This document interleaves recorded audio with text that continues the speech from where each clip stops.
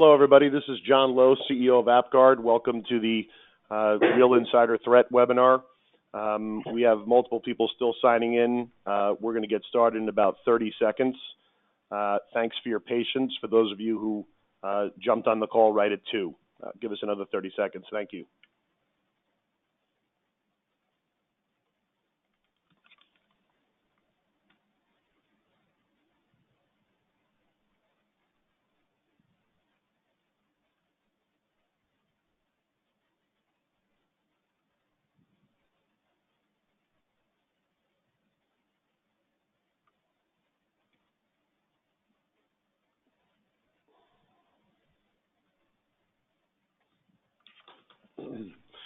Okay, thanks everyone. As I mentioned, I am John Lowe, CEO of AppGuard, providers of elite endpoint cybersecurity software for all types of endpoints from desktops, laptops, phones, point of sale and ATMs to servers and mobile-to-mobile communication. We have an amazing webinar today. I'm very excited and I'm honored to be sharing the virtual stage with our guests. Let me do some quick introductions, and then we'll get right into some questions. Our first guest is Mark Kelton. Mark is the director of MEK Associates and is a member of AppGuard's advisory board. He also serves as co-chairman of our Trustica division. Mark is a retired senior Central Intelligence Agency executive with 34 years of experience in intelligence operations. Mr. Kelton's career included more than 16 years of overseas service, to include 4 assignments in key CIA field leadership positions. He concluded his career as Deputy Director of the National Clandestine Service for Counterintelligence and is intimately familiar with the issues that we'll be discussing today. Next guest is Avi Gesser. Avi is a partner at Davis Polk's Litigation Department and head of its cybersecurity and privacy practice. From 2010 to 2012, he was counsel to the chief of the Justice Department's criminal fraud section. Avi is a frequent speaker on cybersecurity and data privacy issues and is the primary author of the Davis Polk Cyber Blog and is the creator of the Davis Polk Cyber Portal. Our next guest is Kevin Carroll, a partner in Wiggin and Dana's litigation department in the Washington, D.C. office. Kevin is a skilled litigator with experience advising the White House, cabinet member, CEOs, a congressional committee chairman, and U.S. military generals. His practice focuses on representing corporations and individuals in white-collar criminal and administrative investigations and prosecutions, conducting internal investigations, ensuring corporate compliance, and representing clients during congressional investigations. We're also joined by Robert Wilson, AppGuard's senior cybersecurity engineer. Robert has been a cybersecurity engineer for decades, including with other well-known brand names and the British military. So we've got a great panel to talk about some serious issues. Some are issues and information we'll learn about past events, especially related to Edward Snowden, and we're also going to talk about today's risks. So let me kick things off, and first of all, thanks for all of you for participating in this. Mark, this question is for you. Are there specific companies or organizations at higher risk than others of being targeted by an insider? Yeah, thank you, John, and good afternoon, everyone. Yes, there are specific companies that are at higher risk and specific organizations that are at higher risks. Companies with particularly marketable industrial or trade secrets, intellectual property, are at greater risk, as are, by definition, U.S. government organizations that deal in the protection of secrets, particularly classified information. But that being said, all companies are at risk. If we look, for instance, at the Intelligence and National Security Alliance definition of what insider threat is, and I'd recommend it to you all, it is the definition that's been accepted by the Director of National Intelligence for the intelligence community, as well as for engagement in the national industrial base. I'll read it to you. It's the only time I'll read anything. An insider threat is presented by a person who has or once had authorized access to information, facilities, networks, people, or resources, and who wittingly or unwittingly, meaning knowingly or unknowingly, commits acts in contravention of law or policy that resulted in or might result in harm through the loss of or degradation of government or company information, resources or capabilities, or destructive acts to include physical harm to others in the workplace.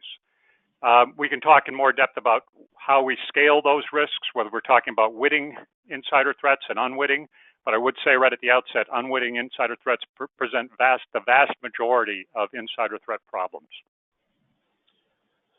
Thank you, Mark. To follow up on that, from your experience, what type of damage can be done at the hands of a successful inside attacker? So we'll start with the stuff that I'm most familiar with: espionage, classified and unclassified. By unclassified, I mean stealing unclassified information, research information, and then that's going to feed into classified programs. Much of that is done by U.S. industry. Then there's intellectual property theft, industrial sabotage, a big one, particularly among IT professionals who go off the rails. Fraud and abuse for the Inspector General staff in government organizations and private industry. And then finally, workplace safety, which is not an inconsiderable one in the modern world. Many times insider threat programs are the first indication of a workplace safety problem because they're engaged in monitoring and looking at employees who are in crisis. The nature of actions taken by the insider really dictate the scope of the damage. So whether it's a one-time episode, snatch and grab, or an ongoing activity, or whether it's a programmatic, meaning the whole program, or a localized compromise. Really, it's dependent upon the insider and the degree of defense to detect that kind of activity. Well, thank you, Mark. We referenced the Edward Snowden case leading up to this call and this call. What I'd like to know before I ask my next question is, what was your involvement with CIA at the time of the Edward Snowden breach? Yeah, I was chief of counterintelligence at CIA, which means all overseas counterintelligence and counterespionage, and by definition, that included Edward Snowden's activities once he went into foreign countries. Of course, Snowden had been, before he was at NSA and a contractor at Booz, he was a CIA employee early in his career. So we were heavily involved in it by definition. So I'm keeping in mind the fact there are certain things you can't disclose, but maybe you can tell us a little bit about your opinion or what's in the public domain about how Snowden's activities went on and were undetected for so long in such a protected environment as the NSA. Yeah, so I would direct people's attention that want to know more about this to the House Intelligence Committee report on Snowden, which was prepared a couple of years ago. This is an unclassified report. But a few things I'd address. First, for budgetary and other reasons, not all NSA systems were subject to the same degree of monitoring. And Snowden took advantage of that situation to collect, cache, and exfiltrate information, which that situation has since been rectified by NSA. But at the time, he took advantage of those problems. Second, this is a case with virtually every case of espionage, and we've studied quite a lot of cases of espionage.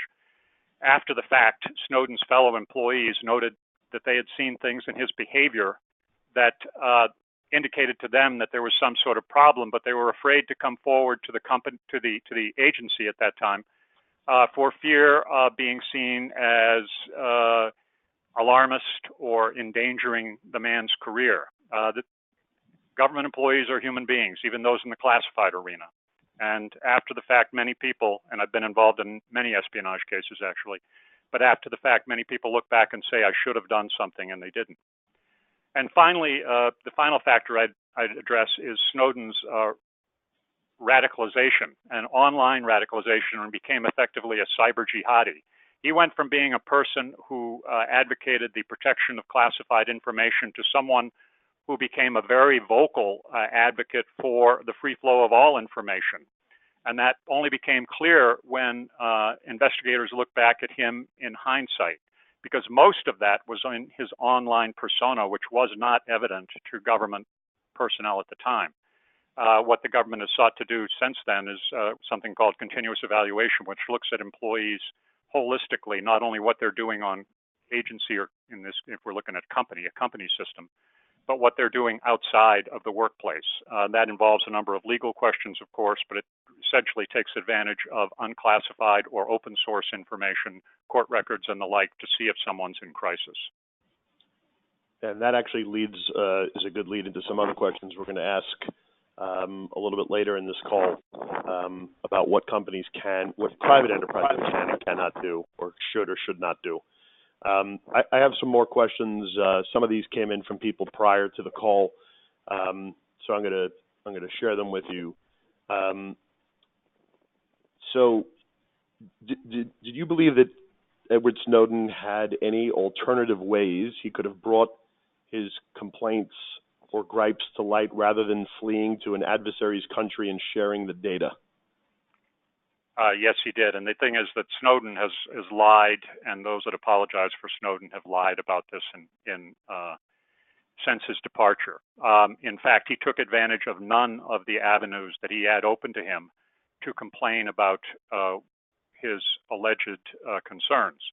And I say alleged because, frankly, the information that's available does not support his presentation of events, so we can get into that a little bit. But what he could have done is gone to the Inspector General of the NSA. He could have gone to Congress. He could have gone and walked up to his director's office and complained. He did none of those things. What he decided to do was to violate his oath and to take the information and hand it to the press. And the information he handed to them has done tremendous damage to the United States and to our allies. So now this is a question that anyone who's participating and listening in on this webinar should pay close attention to this, because the answer to this next question is probably similar for any bad doer in an enterprise who is witting as opposed to unwitting, someone who's actually knows what they're doing, knows they're trying to damage their own business. But what do you believe motivated Snowden to commit these acts against his own government? I think it's pretty clear in hindsight that Snowden is a narcissistic egotist. If we look back, and we've had a pretty good look at Snowden, and the publicly available stuff supports this, that Snowden thought that he was not recognized during his career. At one point during his career, he even broke into his HR database to change his evaluation, to make his evaluation higher. That was when he was at CIA. When he went and another example is when he went and presented himself to Laura Poitras, who was the representative or one of the people that he met in Hong Kong. He described himself as a senior advisor to CIA. He was none of that. He claimed that he was was in U.S. Special Forces. He actually crashed out of the induction course in U.S. Special Forces for shin splints, not for any serious injury. There's a whole record of Snowden lying and obfuscating and exaggerating his position. And in hindsight, and everything is perfect in hindsight, Snowden matches a person who was motivated by anger and bitterness over him not receiving the kind of recognition he thought he deserved. And that is a common motivation in espionage. People always talk about money and other things, but ego plays a huge part in most espionage cases. Well, that's very interesting, because it ties into motivation that insiders have when they are motivated to breach their own organization. On the private side too, it's not always to make money, but it's often because they're a disgruntled employee. Snowden had an argument with his supervisor 2 weeks before he went off, before he actually took the information. But I can tell you, we can speak a little bit more later about the nature of the information that he took and things. Right. So it seems like for anyone listening to this call, I know there are lots of great, very large companies listening in. It sounds like an insider is something we all need to worry about, unless every one of your employees feels extremely valued and none of them are disgruntled. So, because you made a very important distinction before about witting and unwitting insiders who are committing attacks, and you mentioned that by far a majority of the insider attacks are actually detonated or perpetrated by people who don't realize they're even doing something wrong, like opening up a malicious document, clicking on a malicious link. So if you divide, I can speak a little bit about that, John. I'll just tell you.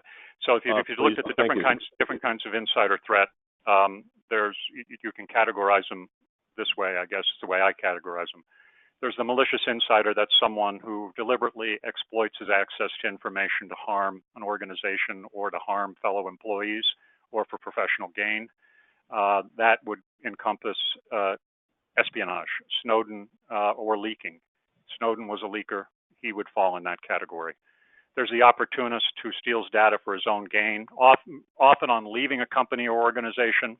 This is why insider threat protections, if they're decent, will ratchet up when an employee is getting ready to depart, particularly if they're departing under less than favorable circumstances. There's the negligent person who puts data or information at risk for his own convenience. You've all met people like this. I don't have to adhere to company policy. I don't have to adhere to organization policy. I'm just going to do it because I need to get the mission done, and I can't wait to do it in the indirect way that it's supposed to be done. There's the unwilling. That's the movie version. Someone who is coerced to provide to support an insider attack. That's very rare, really, in true life. It does happen, but it's rare. And then there's the unwitting, which is about 90+% of insider threat attacks, and that's people who expose an enterprise or an organization to risk, often through infected IT, clicking on an email they shouldn't click on, and the like. And if you look at the latter category, the key to protecting against that really is twofold. One is an effective education program. That's the best thing any company can do and should be doing for an insider threat program. But secondly is endpoint protection that blocks that kind of temptation, and you don't have that kind of threat that can be actualized or detonated. All right. Well, thank you, Mark. I want to switch to Robert for a minute because there's a tremendous amount of time, money, and energy spent on insider threat programs to track and detect malicious insiders before they take action. But if 90%, based on your estimation, if 90% of the people are unwitting, then it really is a technology challenge. And prior to this webinar, I read several reports about the effectiveness, or rather ineffectiveness, of training like phishing awareness. And I've seen anywhere from 10 to 70% of employees continue to click on malicious links and open weaponized documents from unknown senders 24 hours after completing the training. So that kind of jives with what you're saying, in that this really has to be a technology solution. So Robert, obviously AppGuard has organized this call. One of the reasons we did is because we think our technology addresses that 90%. Can you just talk a little bit about some of the tools people are using to protect themselves from malicious insiders, and if you think they would, stop the 90% unwitting, and how AppGuard does block those attacks? Certainly.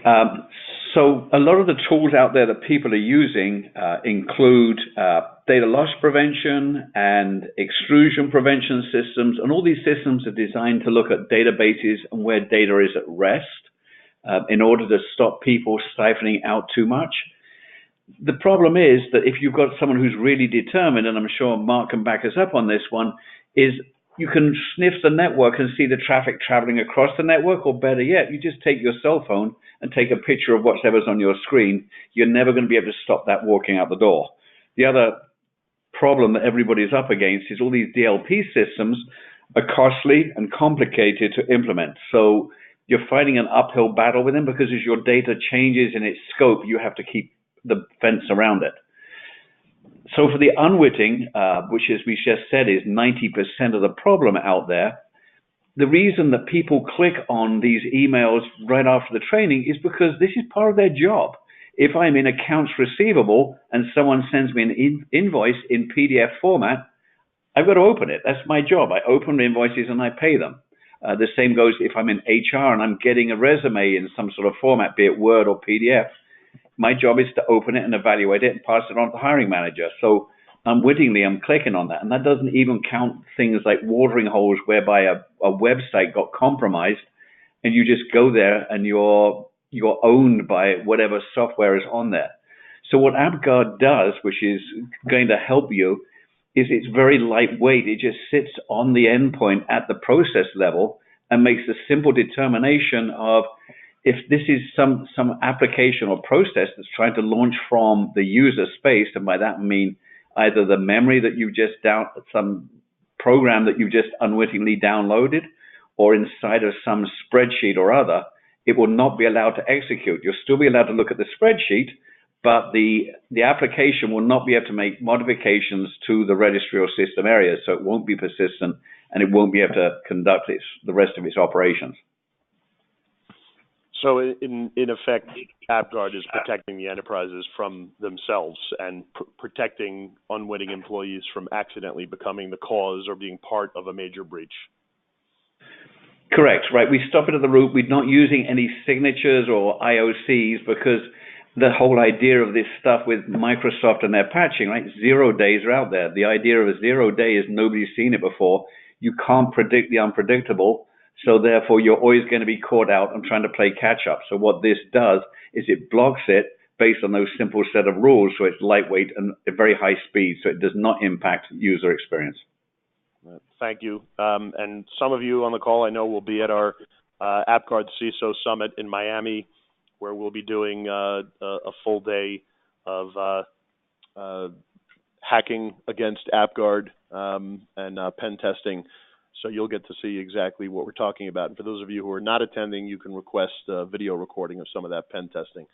So just switching gears, Avi, how much damage can a motivated insider do to a private enterprise? Thanks, John, and thanks for having me on the panel. It's going to be hard to top Mark talking about Snowden, but I'll try and keep this interesting. I mean, any damage that can be done by a cybersecurity event, which can be enormous, can be caused by an insider. And so, something as small as an insider making their password available to someone either knowingly or unwittingly that allows someone else to get access to the system could lead to a catastrophic result where huge amounts of very sensitive data is taken and is sold, is made available publicly, and that can result in litigation, regulatory investigations, loss of goodwill, loss of IP. And so, anything you can imagine as being damage that can result from a cyber event can result from insiders, and most often does result from a combination of insiders making mistakes or being negligent, and then some other threat actor getting access to that information. And so, the example that Mark gave about people leaving the company, you see that a lot. People leave the company and they take a lot of sensitive information with them. Maybe it's because they think they'll use it in their next job, maybe because they think it may be helpful if they ever have a dispute with the company, maybe because they think that they're entitled to it, it's somehow theirs, and then they keep it in some very unsecure location, their own computer, or they put it up on GitHub because they're going to use it for coding later or something, and then all of a sudden very sensitive information becomes available to hacking in a way that's much easier for some third party, and so we've seen that a lot too. So thank you. So what kind of liability do you believe companies and executives have with respect to taking reasonable steps to prevent insider breaches, whether they're malicious or unwitting? I know there are some new cases that have been filed by shareholders and customers where organizations are being held responsible for these, even when it was unwitting. Can you talk a bit about that? Sure. So, companies have various obligations, state, federal. Some of them are, self-imposed by industry groups that require, generally require companies to take reasonable steps to protect sensitive information. And what are reasonable steps are changing all the time because companies are learning over time their threat profile may be higher than they originally thought, and the tools that are available to them become, sort of as technology advances, become easier for them to implement, and the threats that they face are changing all the time. And so what may be reasonable, a month ago or 2 months ago may not be reasonable anymore as a new threat has emerged and new technology has emerged that allows people to take care of that threat, and you don't implement them. So the challenge for companies is to stay on top of what's the latest threats and what are the tools that other companies are using to meet those threats. And companies who are good at this are looking at what's happening to other companies. They see breaches and they ask themselves, could this happen to us? If so, how are we stopping it? If not, what did we do to make sure this didn't happen to us, sort of on an ongoing basis. And the fact that somebody emailed something to the wrong people or left the company when they shouldn't have, just because it happens to be a violation of policy, isn't necessarily going to be a defense for the company. If there were reasonable measures that you could take, that like lots of companies now monitor people's downloading of information or mailing of stuff to their own Gmail account or things like that, because even if you're not supposed to do it, it's not that hard to monitor, and then through that you can find what may be indications of insider action that could pose a threat to the company. All right, well, thank you. And towards the end of the call, we're going to skip back to Mark to talk about just how much damage Snowden did, because while we can usually quantify the financial damage to a private enterprise, it's difficult to quantify exactly how much damage Snowden did and how long-lasting that damage will be. We're going to talk now about the balancing of privacy and security, and this debate is impacting just about every part of our country and society. Some people would say it started with the enacting of the Patriot Act, but certainly this is on the tops of our minds, and companies need to be able to protect themselves. Kevin, what activities are companies allowed to monitor with respect to employee activity in and outside of the workspace in order to protect the enterprise? Well, John, at the risk of sounding like a lawyer, it depends. It varies entirely because there's a crazy quilt of regulations, federal, state, and foreign, depending on where you're at. I used to be deputy general counsel at a software company that had coders scattered throughout the U.S. and sales folks scattered overseas, and it was different regulations in every jurisdiction. For example, the European GDPR law is probably going to be much more rigid in protecting workers' privacy rights, whereas here than the U.S. And here in the U.S., you might have Nebraska at the one end allowing employers to do a lot, and Connecticut at the other allowing them to do less. The key things that you can say as a general matter for an American company is that you want your monitoring policies on your employees to be conspicuous, clearly stated, and socialized with the employees. You want to do this through language in employee manuals, human resource manuals, by making the employees execute non-disclosure agreements, by doing periodic personnel training, and getting them to sign these things and document them really well. The employees should have to regularly give really clear and conspicuous consent to monitoring activities. Bottom line, employers want to disclose and not hide what they're doing with the employees, which may seem counterintuitive from a security point of view, but legally that's what you want to do. A really key thing is that the federal government and almost every state government has a wiretap law and computer crime and spyware laws. Monitoring email would ordinarily be an interception under a lot of those laws, but there's an exception for accounts and internet service provided by employers. So you can monitor the employee's email generally if you're providing the internet service and you're providing the email account.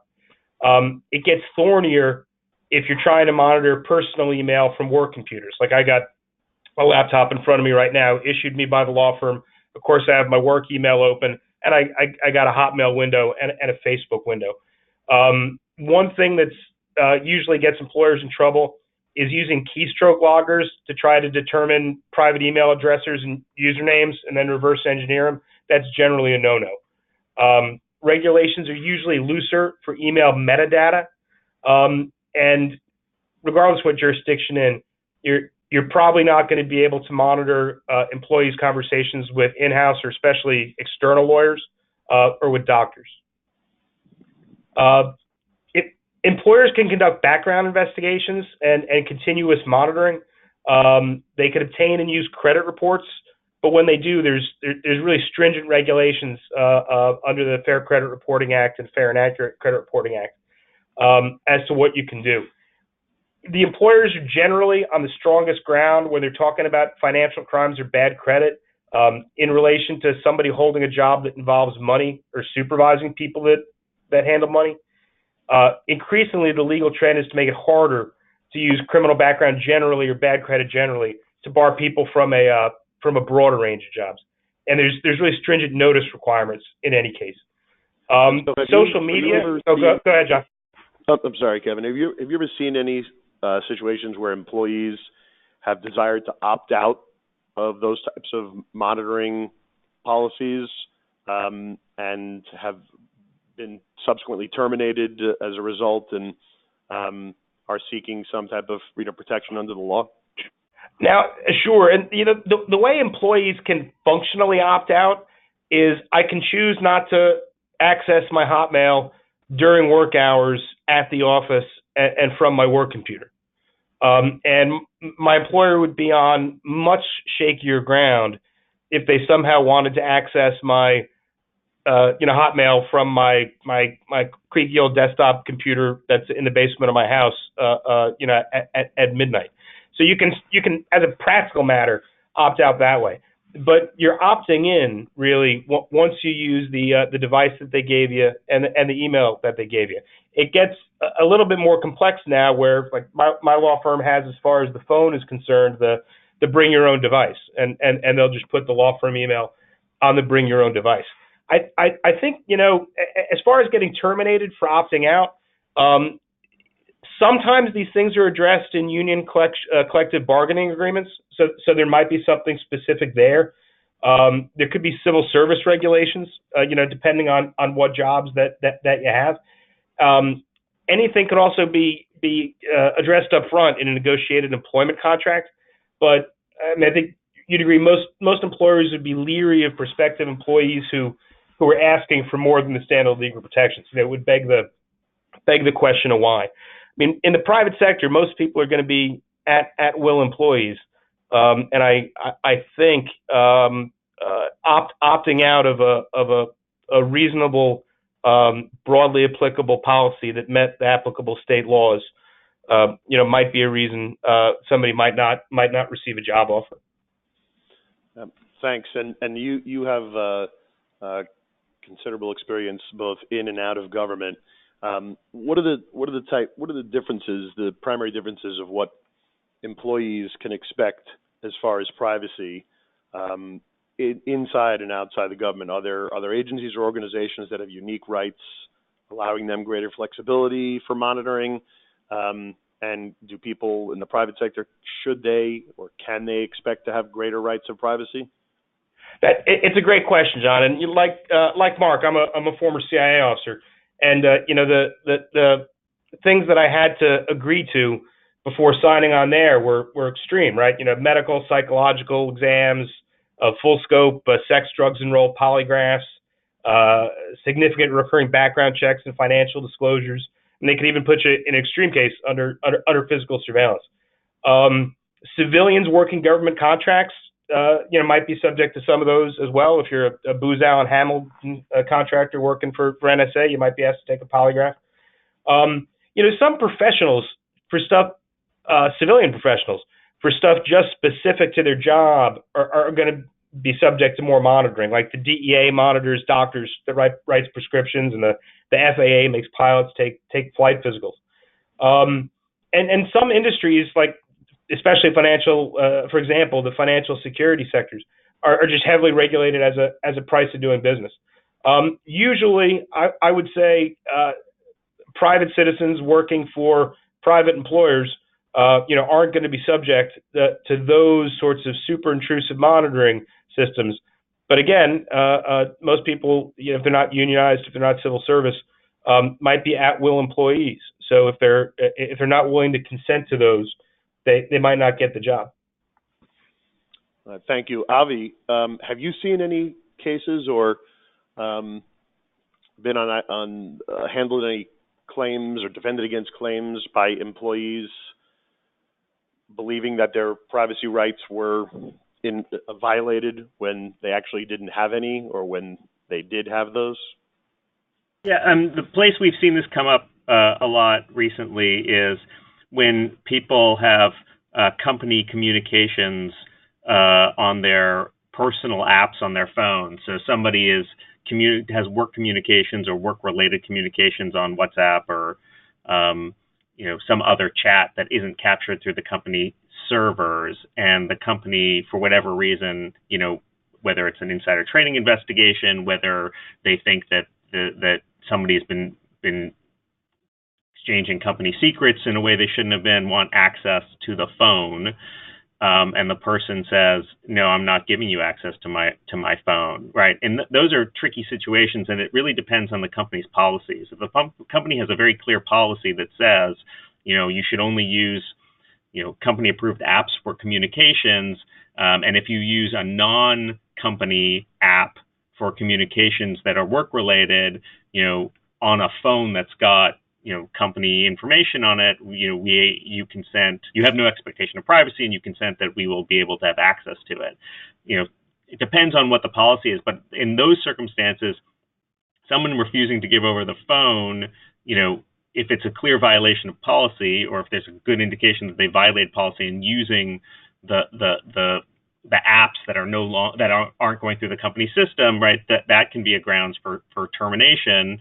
And people are very reluctant to give up their personal phones to the company, and so you have these situations where you want the company's request to be as reasonable as possible and as narrow as possible in order not to trigger a right that the individual has, a privacy right, not to have their company go through their entire phone. Well, for everyone on the call, some of you submitted questions in advance. If anyone has any questions that are new or in follow-up to anything you've heard so far, you can submit those questions through the GoToWebinar desktop app. And if we have time at the end, we'll get to them. We usually reserve about 10 minutes to make sure that we have time to answer those live questions. So getting back to Mark Kelton, can you tell us a little bit about the damage, the extent of the damage, the seriousness of the damage that Snowden did to our country's intelligence agencies? Yeah, I'd say at the outset, if you read the unclassified material on this, they make very clear, which happens to be absolutely true, that it is hard to discern with exactitude the damage that he inflicted, because he took 1.5 million files. Now, a file, that's sort of an amorphous term, could be 1 page to 10,000 pages of documents. But that is what's known. There's probably stuff that's not known. In any case, so you could categorize the damage in a few ways. First, he greatly damaged the ability of U.S. intelligence and military to work in the counterterrorism arena. The fact of the matter is, the strength of the United States since 9/11, really the backbone of what we've been able to do, is sort of the revolution in intelligence affairs, which is a technological advantage that developed post 9/11 to collect and action information at unprecedented rates, things that I couldn't have dreamed of in my early career in the Cold War era. He's diminished that. We know that some terrorist groups have switched, or after Snowden, switched their method of communication. More than that, though, beyond that, he inflicted damage on programs that had nothing to do with terrorism. And this is what people need to understand about Snowden. Snowden, his claimed motivation was concern over monitoring of American citizens that he claimed was illegal. I dispute that. There were instances of it, but the programs were not illegal. But in any case, that was his claimed motivation. In fact, the vast majority of files that he took, the vast majority of information that we know he took, had nothing to do with any programs that could be construed in any way as directed at American citizens or the citizens, frankly, of our close allies. He did great damage to our intelligence community. You'll notice that The information that comes out in WikiLeaks, none of it is detrimental to Russia or China. That ought to tell people something. The information that he took and ran with is something that we will have to deal with for years to come and can be rolled out by our adversaries. Another area that he damaged is he left the impression that U.S. intelligence, U.S. cannot keep secrets. Now that may seem trite in this age, but to me it's very important because it speaks to the willingness of people to share information with us, whether they're people who want to work with the United States abroad, foreign governments, or frankly, U.S. companies that they're patriotic and for patriotic reasons want to help the United States. He did great damage to that. And finally, he did great damage to great organizations. The overwhelming majority of people working in NSA, CIA, they're patriots. They work extremely hard. They took an oath and they're very serious about it, an oath to the American people to protect the secrets that they were given. Snowden violated that oath. And the people that were most abused on an individual level by this were the people that Snowden worked with. He stole their credentials. He violated trust with them. He abused personal relationships in order to collect information. So the insider threat problem in general, but with Snowden in particular, has other consequences other than the obvious. Does that help?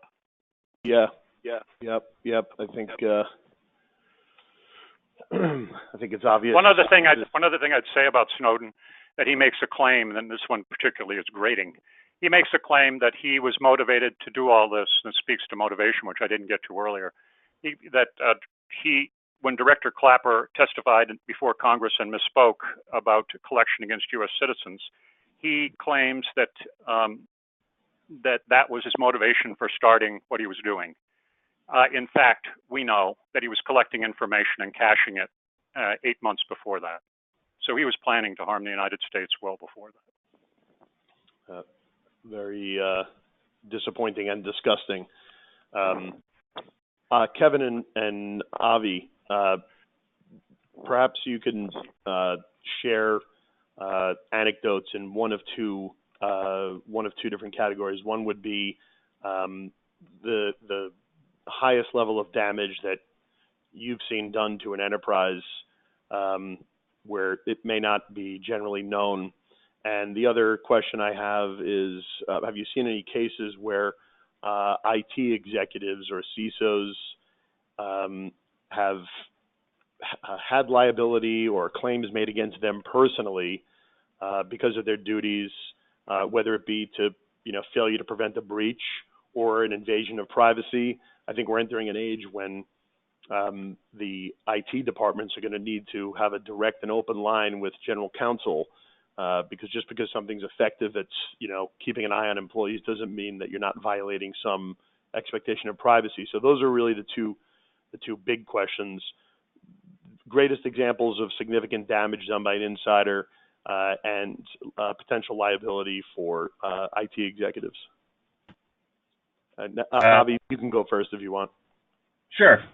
So, look, I think the way you think, all the big breaches that people are familiar with, Equifax and Marriott and Target and all those, right? I mean, what you know about them is that there was some threat actor that got access to the information. But for almost all the big breaches, they're not brute force attacks against the firewall. They're often, targeted attacks through phishing or through credential stuffing or through some other way in which, information is exploited that starts with either the negligence or inadvertent, mistake of some employee somewhere. It's not always the case, but it's most often the case. Most breaches start because somebody, was phished, or, for the business email compromise scams, which, have resulted in billions of dollars of damage to companies, right? You get an email that says, someone in the accounts payable office gets an email, what looks like it's from the CEO saying, oh, we got to pay this right away. And then they wire the money, and it turns out that it's a spoofed email and they wire the money, to the wrong person. There's lots and lots of examples. In fact, I think it's probably easier to think of examples that people know of. And if you drill down far enough, you'll find somewhere there's an insider who made a mistake along the way. And I think the thing to think about is, it's so much easier for a threat actor to find the weak link in the company than it is to try and take on, the heavy IT that the company has put forward along its firewall. Much easier to find, the person who uses the same password at work as they used for some unsecure site, hack the unsecured site, then try their password at work and see if it works, and if it does, great, then I'm in, right? So that's a much easier way of doing it. And so I would say that anything that you can think of from a cybersecurity point of view that's caused damage, and some of them are catastrophic, right, probably had an insider involved in some way. And have you seen any cases yet where claims have been made against the individual executives for not taking reasonable care, or is the liability fairly limited to that of the company itself? Yeah, so, Yahoo just settled a derivative action, which was, essentially the company suing the board for failure to supervise. Those are becoming more common, where the board is being held responsible for not having adequate cybersecurity. In the Equifax class action case, a bunch of executives were named, and I think the case has survived a motion to dismiss against the CEO. A lot of the new cyber regulations, like the New York Department of Financial Services cyber regulations, require a certification from a senior executive that the program is adequate and it does the things it says it's going to do. And I think the thinking there is, to the extent that a company is hacked, and the reason it got hacked is there was some vulnerability that should have not existed had the certification been accurate, that the people who signed the certification are going to have, some tough questions as to how they were able to certify if, they didn't have whatever two-factor authentication for remote access, or, network segmentation, or whatever it was. And so I think there's a move to try and start holding individuals within the company responsible for, because cyber is a very tough issue. It's not housed anywhere in particular. Cybersecurity and privacy are scattered throughout the organization. There's compliance, there's legal, there's IT, there's risk. And so, to hold some senior person personally responsible for failures or for regulatory compliance is something that the regulators are all looking at, because they think that's going to have a big effect on, getting the right attention at the senior levels of the company to make sure that things are right. Kevin, how about you? Yeah, I agree with everything Avi said, and I'd add that in addition to these suits against corporate officers, I think you're increasingly going to see separate suits against members of boards of directors for not having good insider threat programs and good cyber programs. As far as the two best examples I can think of as far as dramatic results from an insider threat would be a case I worked on a bit. Was Chinese intelligence went after all of the big metal manufacturers, steel, aluminum, in Western Pennsylvania, and the U.S. Steelworkers Union, and it was a phishing email that appeared to come from the CEO of the company in each case, or the head of the union, and people would click on it, and Chinese intelligence was able to exfiltrate out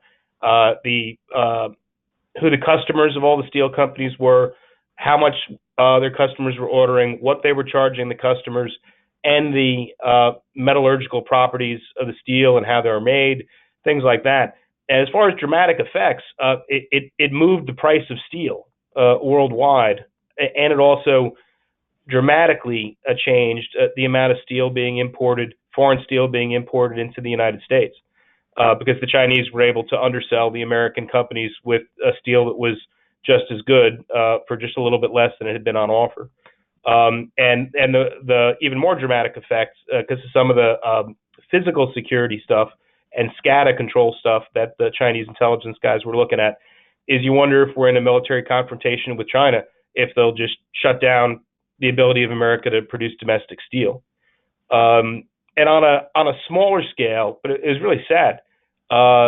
Another case I worked on, a scientist for an industrial company that made an important aircraft component was dissatisfied with his financial condition and the amount that he'd been paid during his career at the company.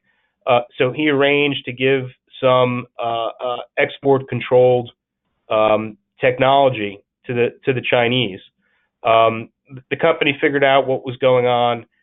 They had the FBI arrest him, and immediately after the guy pled guilty and was released into the recognizance of his own counsel, he either committed suicide and was murdered.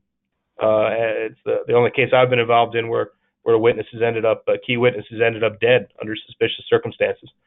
So not as famous as the Western Pennsylvania steel cases, but a terrible tragedy for that man and for his friends and family and for that company. Yep. Thanks, Kevin. Neil Conlon, our global SVP of Sales and Business Development, wants to jump in and say something. Neil, please go ahead. Yeah, I appreciate just being able to jump in here kind of off the cuff, but I've been doing some traveling this week and speaking with a bunch of different size organizations. And I think there's something here just that I wanted to get some feedback on, where Mark Kelton's obviously talking about, Department of Defense, CIA, right, very high risk places, and then we're talking about large companies. But one of the pieces that seems to be happening more and more is we need to look at the entire ecosystem of technology as this giant supply chain.